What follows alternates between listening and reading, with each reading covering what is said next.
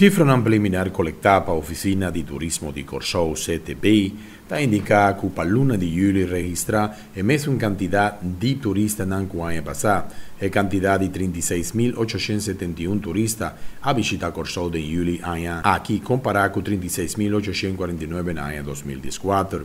A caída da quantidade de visitantes na fora de Suramérica e Venezuela ser compensada para o mercado de Europa, Norte-América e Caribe, que ha conocido un crecimiento de 11.68%, 20.54% y 9.11% respectivamente.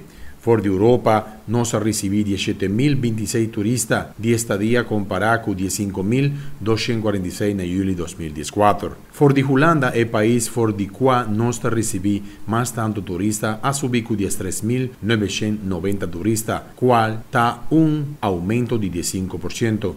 A região de Norte-América de julho ha registrado crescimento de 20.54%, com uma quantidade de 5.535 turistas comparado com 4.592 na julho de 2014. Fora de América, nós recebemos 4.749 turistas, com um crescimento de 9%. Viaje mais a registrar hobby visitante na fora de New York. O tráfego aqui está resultado positivo de vuelo não direto de JetBlue fora de cidade de Corsou.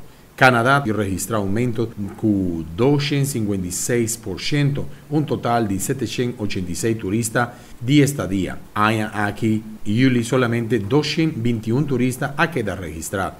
O aumento aqui está resultado de vuelo de Air Canada durante o inteiro ano fora de Toronto.